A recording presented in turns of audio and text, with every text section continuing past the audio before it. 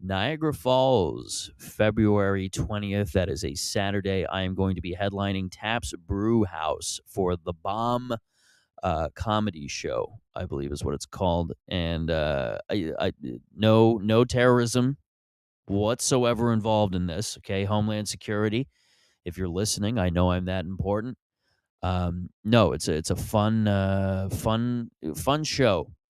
I like that venue when it's packed. It's very nice, and I'm going to be headlining. It's going to be fun. There's going to be a bunch of other fun people on the show, and it's going to be a good time. That is Niagara Falls, Ontario, to be exact, not to be confused with Niagara Falls, New York, which I'm pretty sure at this point is in an apocalyptic state, a post-apocalyptic state rather. The last time I was there, I saw nothing. That's just it. That's how you know you're in a place that's destitute, right? Is that there was nothing. You hear these stories about people who were like, "Yeah, no, that town's such a shithole. The last time I was there, I saw a guy with fire pokers for arms, and he didn't even have he was just a fucking riding on a skateboard from the waist up. He had no lower torso." I would love to have a story like that, but I saw nothing. That's just it. A lot of these towns, there's nothing. There's nobody there anymore. I would love to leave there with a story about how I saw a woman with garbage bags for shoes, with just a couple of Trader Joe's plastic bags for sneakers, but I didn't even see that. No, but this is Niagara Falls, Ontario, which is in enough trouble in itself, but there is a little bit of life there still.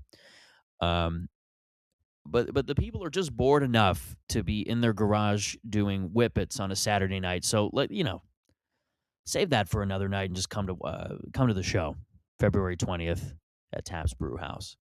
I think it's called Taps Brew House. It's called Taps. I know that there's a tab in there somewhere. Just tapping it. But it's going to be fun. February 20th, Niagara Falls. Yeah, let's start the pod. Something's Off podcast episode. I don't know what. This is another audio episode. I promised the last time that we were going to be starting the video episodes. I have my new camera set up, and it's difficult to get that set. I'm at my parents' place right now, and I brought my equipment. But I forgot my camera for some reason because I'm an idiot, and I was hauling a bunch of stuff, and I just forgot my I had it bagged up, and it's sitting by the door. Please, nobody, if you know where I live, nobody rob me. But I wanted to do a podcast. There's been so much going on, and I really I swore to myself I would have a list of shit that I wanted to go over, but I don't know. My memories for shit these days. I think I'm losing it.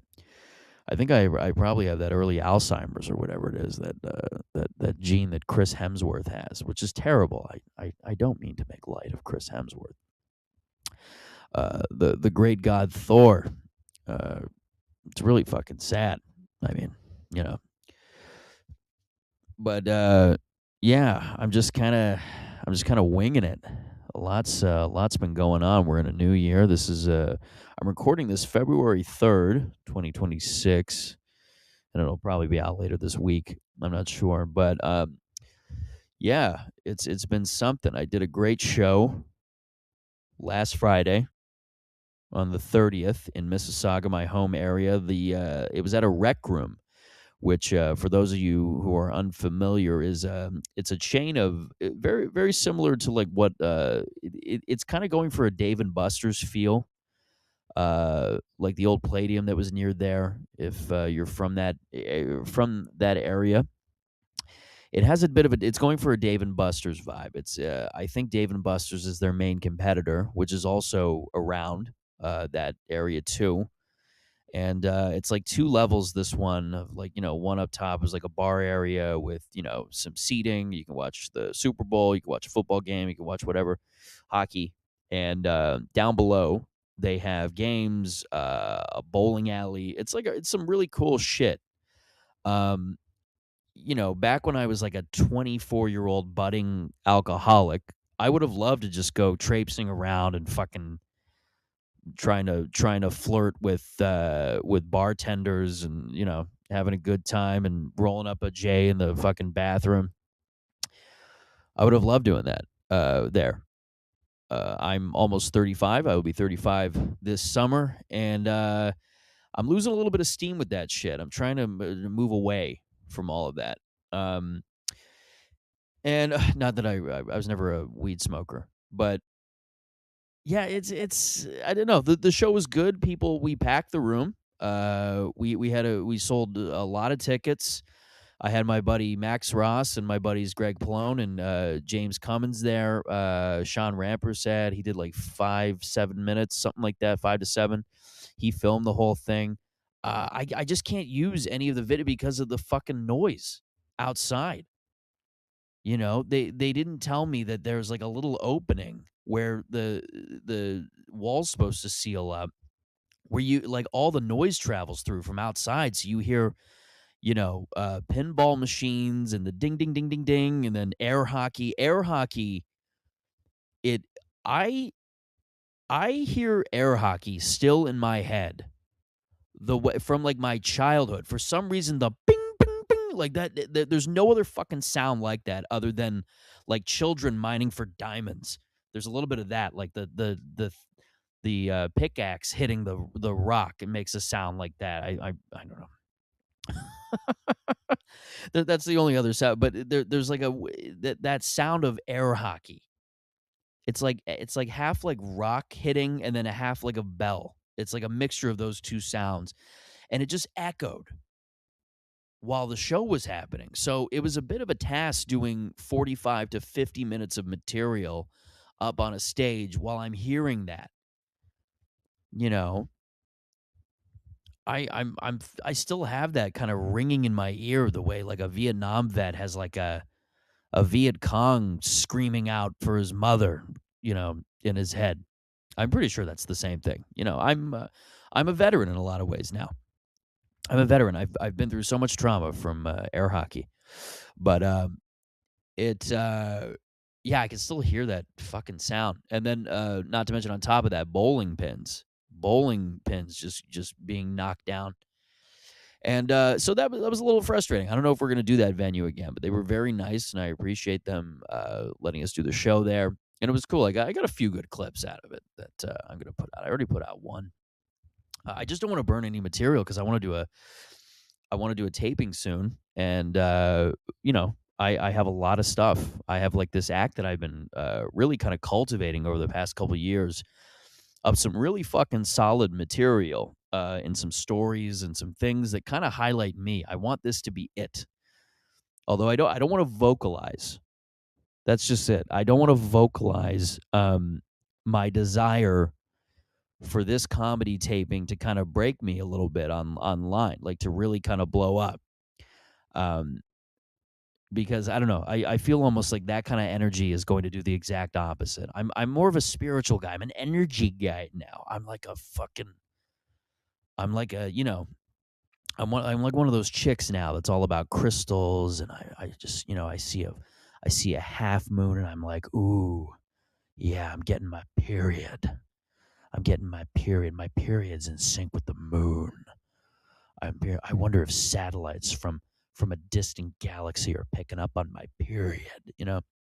I'm like one of those breads. Um, but yeah, I'm kind of that guy now. I'm all about energy, and I when I'm in a room and there are two people that are angry at each other, I'm kind of I kind of want to leave. Like I get just this thing. I don't know if it's me becoming more mature and I'm really a fully realized adult at this point, you know. There's a thing about in your mid 30s when it's like this is pretty much the rest of your life. I feel you are at the beginning of what is going to be you for the rest of your life. That doesn't mean that you can't change, that doesn't mean that you can't grow, blah blah blah, all that shit that these gurus talk about. But I genuinely do feel like there is a sense of completion here, and this is kind of the thing. And I'm thinking about that more and more now, just as I get a little older.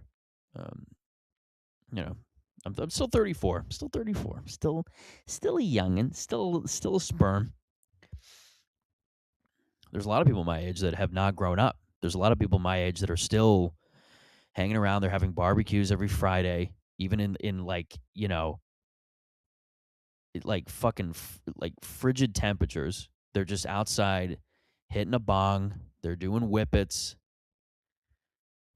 They're just, and I know them, and they hang around. They wear the same pair of pajama pants every day with like Van sneakers, and they're just hanging in a backyard, and they're talking about, hey, yo, remember that time that we fucking fought those guys? It was in grade 9. Remember that time we fought those guys, man? Remember that time we fucking kicked those girls off the soccer field so we could sit there and just, throw firecrackers at crickets? Remember there was a rabbit that we blew up with a cherry bomb? Remember that time?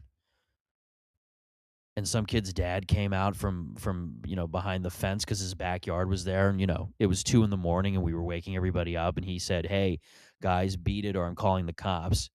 And we ended up kicking the shit out of him. One of us had an extendo, and we kicked the shit out of him. We beat him to a pulp. Of course, it was 2006, and nobody had cameras, so we got away with it. But we were in the newspaper. They mentioned it in the newspaper, so we're kind of, guys, we're kind of famous. We're kind of legends around here. I remember a lot of shit that people did that they're still just kind of living in that mindset. It's not good. Every they're in their mid-30s, and they hang out at dive bars, and just every night they're just it's just an endless search for the after party. You don't want to be like that. The endless search for the after party. I was that guy for a little bit, but I was a little younger than 34. I was a guy. I never wanted the bar to close. There's nothing, in my opinion, there is nothing, maybe genocide, but there is nothing more depressing. Okay, we'll take genocide off the table. There is nothing more depressing to a young guy than Saturday night when the bar closes. There are a few things when that fucking door locks and those front lights shut out and you can no longer enter. And okay, no, not even that, but before that, when the music turns off, when it's like 3 o'clock and the music shuts off, and you see the waitress in the back stacking the chairs on top of the table, flipping them over and stacking them on top of the table. And a guy comes around and says, "You have 4 minutes to finish that beer." Can I take the beer with me? No, you cannot. You have 4. I'm watching you. There are a few things more depressing than that moment, because you realize you got to go home. Unless you have beers at your place, the party's over. Unless you want to come back the next night on Sunday, but that means you're probably an alcoholic. Um, no, it's not good. It's very, very depressing. Very, very, very sad. Um, and I never enjoyed that. That was always like kind of like a downer. But then a lot of the time I would go back on a Sunday. When I was like 24. Those like Sunday beers, like right before the work week, that was like a coveted couple of hours. You would hang in a booth with your friends, and you would review the weekend. You would review Friday and Saturday. Who said what? Who made out with who? Who hooked up with who in the bathroom? If you happen to hook up, or if you happen to see somebody, you were kind of put under the light, and they would grill you for a bit. How was it? What happened? What did you come? Did you blah blah blah? It was a lot of stuff like that, and I miss those times because they were as fucking scummy as young people were. There's an innocence to it. As long as you're not being like an absolute fucking monster, which we weren't. We were fucking idiots. But there's an innocence to that time period because you're so young and you're exploring and you're doing things. But you got to get out of it. You got to leave at a certain point. You have to know when to close the curtains on that period of your life. There is a part of that lifestyle that has to die with your 20s.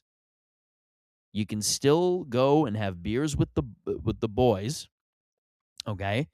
You can still go catch up and see your friends for a drink, and you can go hang, maybe shoot a game of pool. You can go, hang in someone's backyard. You do whatever, but you gotta kind of stop it. When I was 24, I had a girlfriend who had a giant tattoo. It did not work out with her. We were two different people, and I was not a particularly great boyfriend. Um, Mainly because I think it was just my ADHD, which I just didn't realize I had. I just had a hard time fucking paying attention to people and outside of my own, my bullshit. But I used to go over to her house, and I remember she had a giant. She would take her clothes out, and she would have this giant fucking tattoo that went from her rib cage all the way down to her thigh. I forget what it was. It was like a fireball or something Chinese. And she would have it, and she was a white woman, by the way. She was a white Christian woman. Her dad was from, I think, Colorado or Kentucky, like somewhere. But her grandparents were Bible thumpers, and and she had this giant tattoo, and she had a fucking ball python that she kept in a little thing. She kept it, and it was that was cool. That was cool. I would go over to her house, and we'd be in bed, and I would just see this python in the back. By the way, when I mean python, when I say she had a python, I mean a snake. Okay, not code for the other thing. She didn't take her pants off and unveil a surprise. Um, but it was yeah. I had this girlfriend who was like all tatted, and she was like kind of gothy, and she's pale tatted women. The racks on these things. Okay, I'm not trying to sound like a weirdo, but it was a lot for 24-year-old me. For 24-year-old, probably borderline Asperger's me. It was quite an ordeal. And I remember having fun with her for like 2-3 months, and we kind of parted ways. Um, but this is just it. You gotta. That's almost a metaphor. You gotta get away from the big titted, tatted up, snake owning chicks. Okay. I wish her the best. I wish her well. But for me, you gotta kind of steer away from that time period in your life. I'm not saying that she was just a phase. She's a person that's still around. But yeah, you catch my drift. I don't know. I'm really bad with the analogies. I always, oh, I don't know. Comedy. Comedy. I don't know. A lot's going on. These Epstein files or something.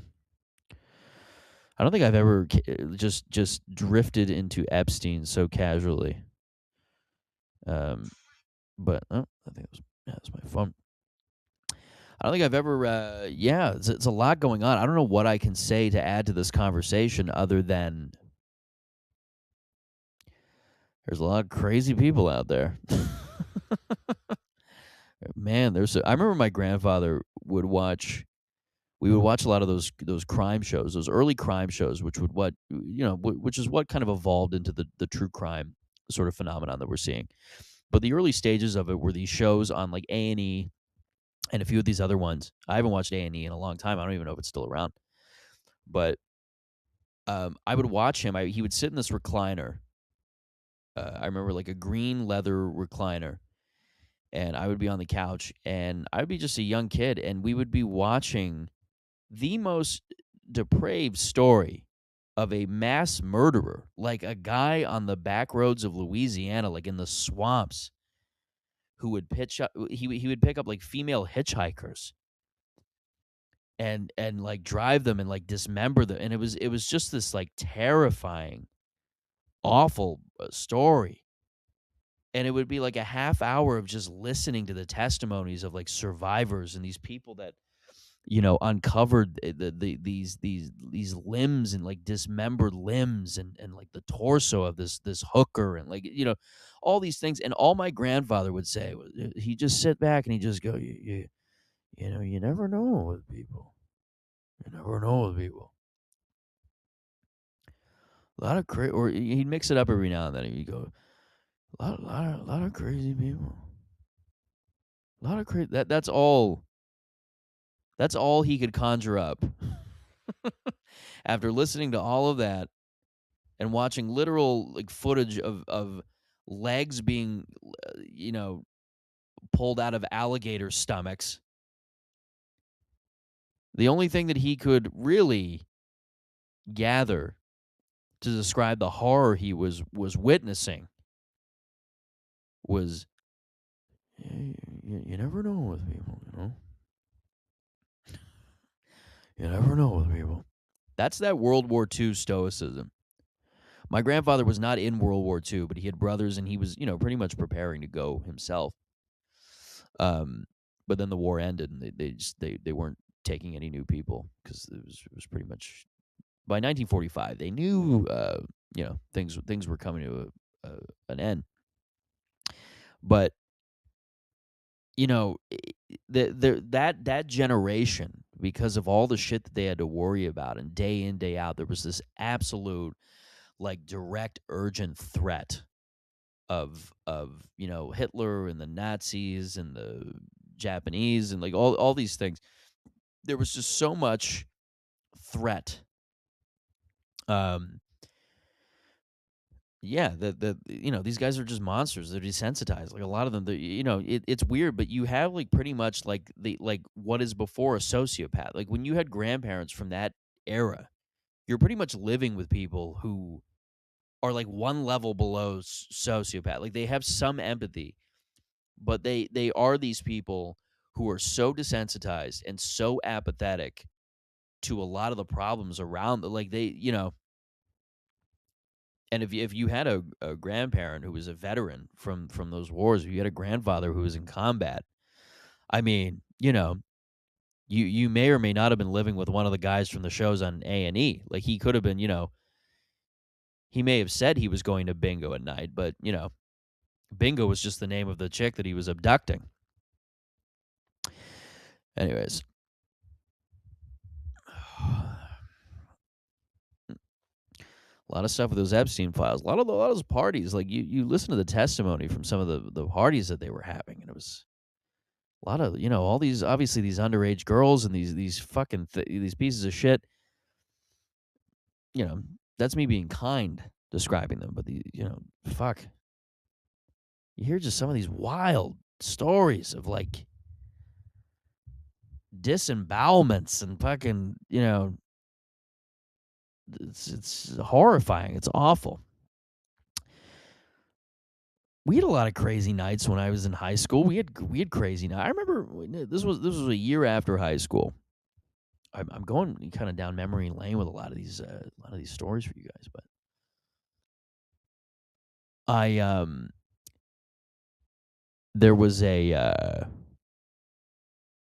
party that my friend threw. His parents were down in Florida. This was summer 2010. So this is 16 years ago now. I'm turning 19. I'm 18 still at this point. And I remember that was a particularly memorable summer for me. That was the first summer I went to a strip club, which would be the what I did not realize at that point would be the beginning of quite a habit for me. And but I remember probably I want to say maybe June or July. I'm out of college at this point. I'm out of Humber College, and all the people are coming back from their first year. Remember that year where everybody came back after everybody was still living with their parents, but they were going away for school, and then the school year would end in like May, and everybody would flock back, and you would just be kind of back. It was like one extra year of high school, kind of where everybody you knew from high school was back. American Pie 2 felt a lot like that, where everybody was in college for 1 year, and then they're all back at a house party, like nothing changed. And you would see these kids that you hadn't seen in basically a year, and everybody was telling stories about I got a hand job outside of Rogers Communications. Everybody was telling stories about where they got a hand job. One guy got a hand job at outside of his grandmother's funeral. Just everybody was getting HJs left, right, and center. And I remember my friend, who I will not name. He is a lawyer now, and I like to believe that the things he witnessed during this particular night got him interested in justice and the legal system. But he decided to throw this party. His parents were down in Florida. He's pretty well off, and he had a massive house. His parents had a house down in Florida, but his house here in Mississauga was huge. I think 6 or 7 bedrooms. Just this like pristine. I wouldn't necessarily call mansion, but it really is just it was just a beautiful home. His humble abode. And it was he and his 2 brothers. These are people I still speak to, by the way. This is like a family that I'm relatively close with, still to this day. And he and the 2 brothers decided, hey, we're gonna throw a party. Tell only who you must. And when you say to people, when you do not have any specific parameters or don't set any actual rules, and you're a young person and you tell people, I'm throwing a party, tell only who you must. When you say those words, tell only who you must, you are basically signing off your home to about 150 coked up stone little creatures. You are basically just signing off your property to the most apathetic, unempathetic group of monsters. That age group of like 14 to 19. 20-year-olds are a different because they're going out to bars, they're going out to clubs, they're going out to all these places. They're exploring outside of the house, right? That age group of like 14 to 19, where you're still at the house party. The house party is the main source of you know the main source of joy, right, in your life still. Um, those people don't give a shit about anything. I remember going to parties where kids were kicking holes through the wall and they were stealing wine out of the cabinet. I remember kids were so stoned one time they were literally making themselves bowls of cereal and then throwing them in the fucking garden like frisbees. And you just a melee of these sex obsessed little cretins, and I was one of them too, by the way. I grew up in the era of internet porn where it was just in your face at all times. This was before smartphones, but it was just in your face at all times, and it was as fun as it was. You were an insane person. But I remember he throws this party, and I remember the day. I remember we started out early. We started at like 10 a.m. in the morning, going to his house, moving stuff around, and then once noon hit, we were going to every grocery store. We were going to every fucking place. We were going to every liquor store, different liquor stores we would go to because you would hear whispers about, oh, over at this place over here, there's a 20-year-old guy that works there, and he sells to the he's down. And when you hear that he's down, this is not a nice guy that just, hey, oh, you don't have an ID? That's okay. He's basically there just to flirt with underage girls. He's a 20-year-old guy that just wants to talk to a 15-year-old. All right.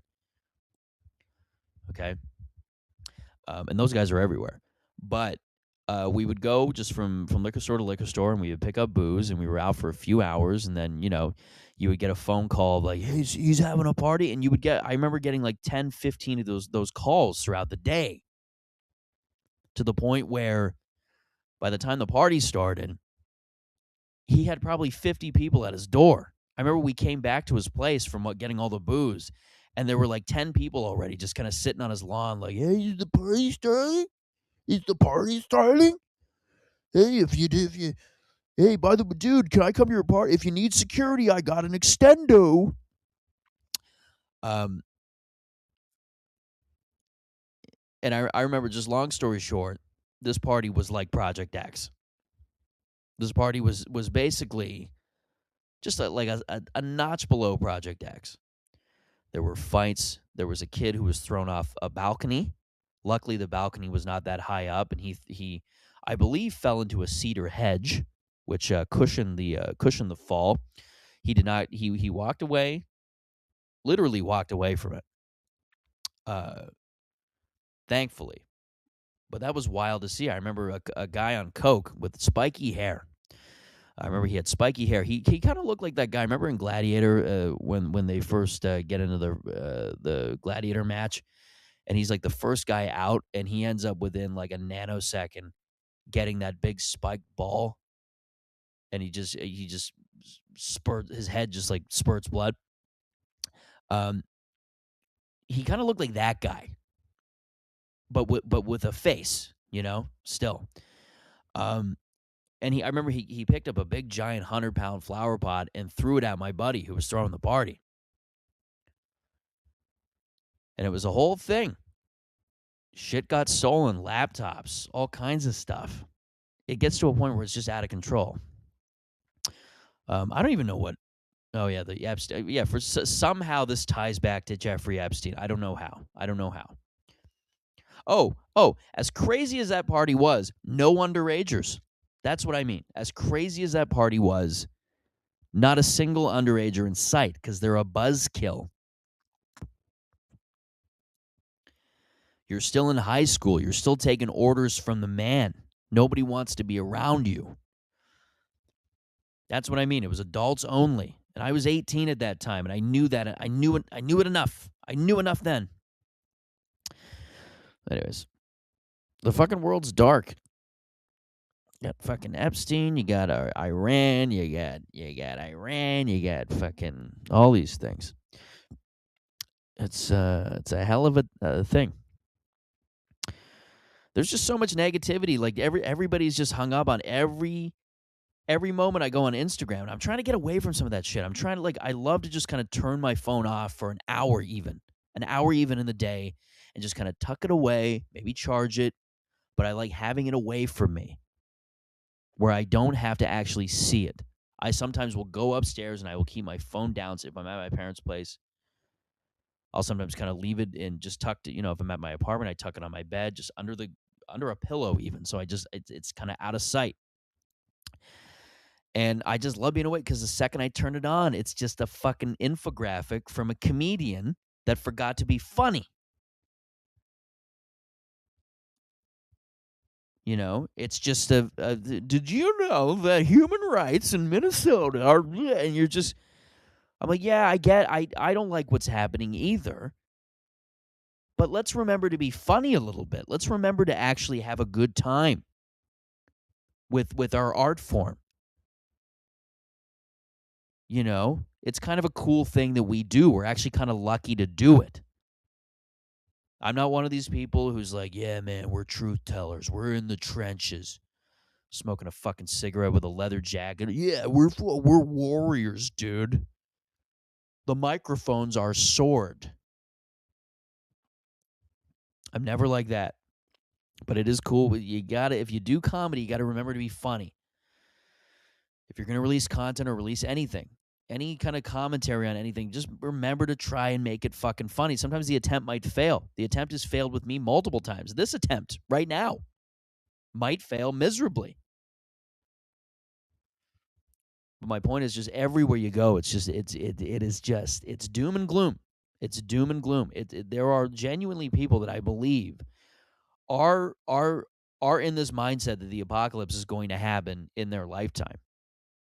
And it very well could. We don't know. We have no clue. There are people who are just walking around and they're not happy, and everything is collapsing.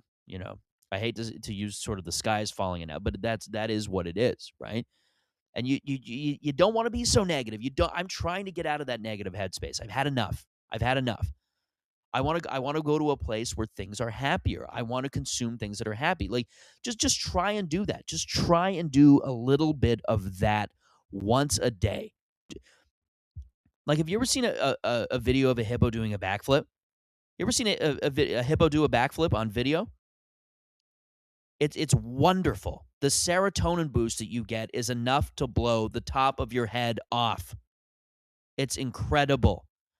Just a hippo doing a backflip or anything. There are entire Instagram pages dedicated to people having fun with hippos, okay? Just a fat fucking chunker of an animal, just these magnificent, majestic creatures. And there's just an entire, you can go and for free, you can watch one of them eat a watermelon. There are zookeepers that brush the teeth of these things, and you are instantly relieved of whatever sort of you know desperate, terrifying thoughts you have, right? Watch a video of a hippo. Just go, once you're done this, just go watch a video of a hippo. Just watch a video of a hippo doing anything other than chasing an African fisherman down a river, cuz that's where it goes bad. Cuz again, hippos, pretty much the most dangerous land mammal, I believe, outside of crocodiles in Africa, in the entire continent of Africa, you know. Those are terrifying videos, okay? It could very quickly go the other way with a hippopotamus.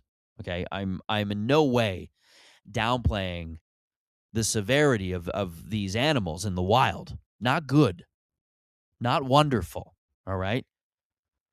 Some of those videos are horrifying. It's just a fisherman just in the middle. He's being chased by a giant hippopotamus, but who, by the way, do not swim. They actually push themselves and glide through, but they do it very quickly. And he's just like, "Help! Please help me! Please help! Please help!" You know? You know? He's like, "Please help." I don't know why he's like half Indian, half Afro, whatever. But it's horrifying. You do want to just kind of reach through and save the guy. You want to save. If ICE wants to rehabilitate their image, they will post an AI video of them coming down from a chopper, rescuing an African fisherman from a hippopotamus, lifting him into the air, saving his life, and bringing him to Minnesota to live. This is your new home. Adewale, this is your new home. Welcome. Welcome to Minneapolis, right?